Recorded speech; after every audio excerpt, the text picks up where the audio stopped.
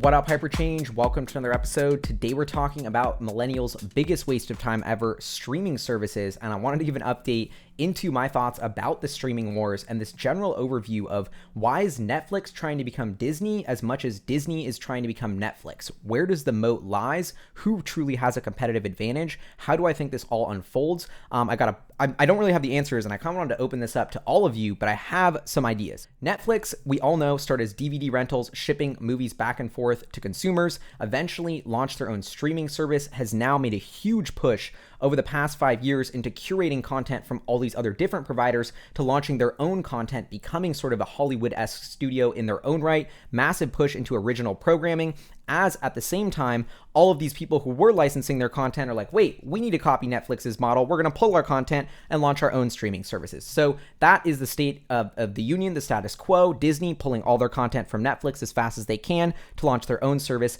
Disney Plus. So Netflix, in fact, here pioneered a massive innovation, which in some ways is boring and simple. It's all about distribution. They leverage the internet to go directly to consumers, getting around this whole cable obstacle. And now what Disney's done, and why I think Disney potentially has the biggest opportunity in this entire space, is because Disney for years has relied on distributions and middlemen to get their content. Their bread and butter is original content, to get that out to their fans and the people that love their, stories and their characters. But I think Disney now, technology has fallen in their lap and has made them more powerful. Content is king. That's where all the magic happens. Disney launching Disney Plus, to me, is the biggest opportunity in the history of that firm, because now they can go direct to the customers that they love. They, think about the toys, the merch, they can sell that online, direct.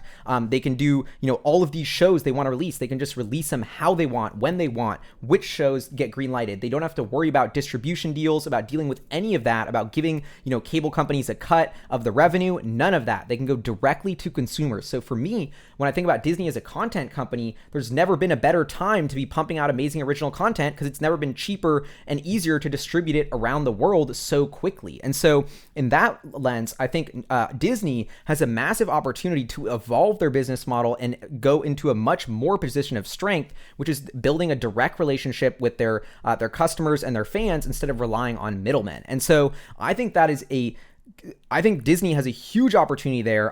Rumors are they've signed up over 20 million people already for Disney Plus. My roommate loves The Mandalorian. I don't even like Star Wars, and even I got hooked in. Baby Yoda. I mean, who doesn't love Baby Yoda? Like, that single-handedly has basically made Disney Plus a resounding success for the time being.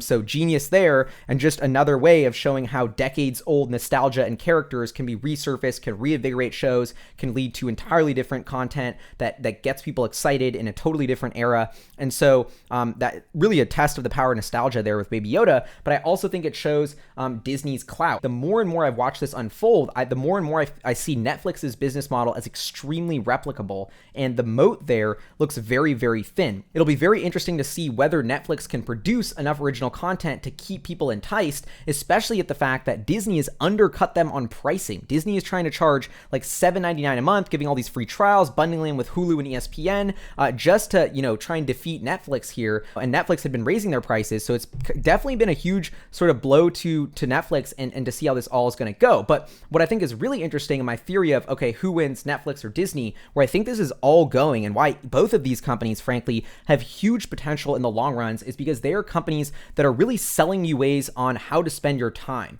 Netflix has said they only compete with sleep, because that's what you could be doing instead of watching Netflix. I think that's an amazing way to think about these companies. And us as humans, we're getting more productive, our lives are getting busier, yet we love to just unplug, forget about something, get ported to a new world in our favorite shows. And I think where that's all going for humans and entertainment is into virtual reality, is into sort of the emergence of video games and shows blending into one, this idea of just you being immersed in another world to sort of relax or get away or have fun or maybe even learn in the future. But I think this idea that Disney and Netflix are just shows now is like just scratching the surface. Disney has Disney World, where you can go to experience things in real life. I think the future of that is Disney World has almost been disrupted by VR. You can just get in the world by going into VR, and that is where I think this is all headed. Netflix even has they've been trialing different sort of video games, or kind of like choose the way the ending to your show goes. There's different endings, sort of interactive style of content. I think that's where this all is headed, and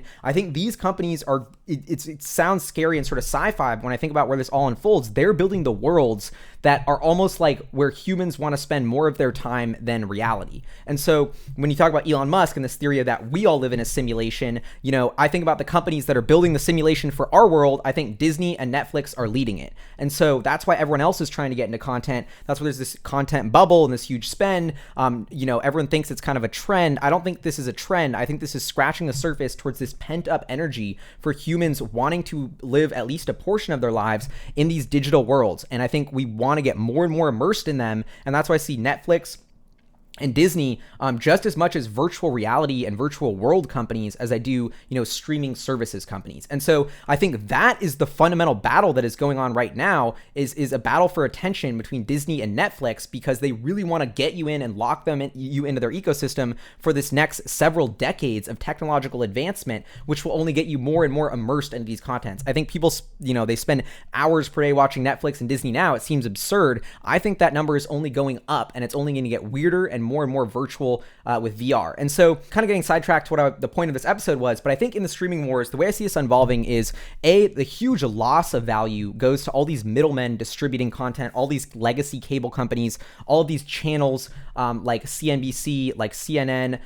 like whatever, just any cable show to me has had a huge hall pass. Nobody's been able to compete with them on content because they were in this distribution pipeline. Like CNBC, think about it, they're the only business show. There's a couple other business shows. You only have those shows to watch. This made them comfortable. This made them not innovate. This made the content get stale. That's why random YouTubers in their bedroom can get more attention and more engagement about financial content than CNBC can, or that pendulum is swinging because of how lazy and comfortable they got and how they weren't pushing the boundary on doing what they were supposed to do. So I think the losers are all this old content, you know, crappy content companies. But the real winners are going to be the people who own that amazing original stuff. Content is king. That's what it keeps coming back to. That's why Netflix is trying to get into original content as fast as they can and become Disney. That's why I think Netflix, it's not going to be long before we start seeing them get into physical spaces or VR, whether they launch a VR theater headset, whether they launch a Netflix world with like Stranger Things, with all of their characters in it to bring you more into that.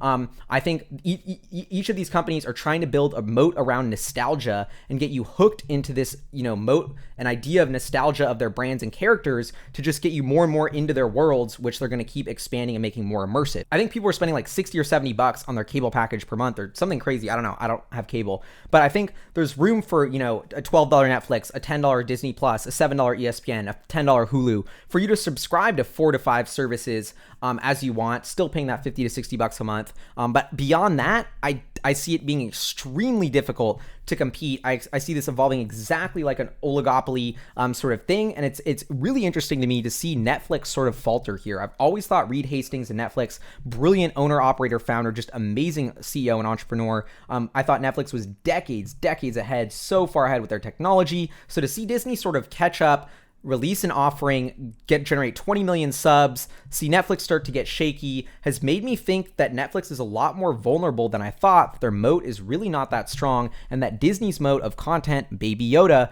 is really where the money's at. So in the past 6 months or so, I've sort of went from thinking Disney is just going to be like a niche, Netflix is still going to take this whole tide, to Disney and Netflix are like going head to head right now, not quite in terms of subscriber growth, but I think they're going to get closer and closer, and I would be very worried if I was Netflix about the momentum that Disney has today. But anyway, where I think this is all leading is us being immersed in VR on one of these companies' platforms for an absurd amount of time and portion of our lives, as weird and creepy as that sounds. That's just where it feels like it just feels like that's where it's all headed. But anyway, would love to know what you think in the comments below about Disney, Netflix, Hulu, the future of how we consume content and get entertained. Do you think it's in these VR worlds and we're all going to be like Ready Player One? Because I don't know, I kind of feel like that's how things are playing out. But anyway, this is Hyperchange. Huge shout out to our Patreon supporters, producers, fun on the channel. See you guys next time.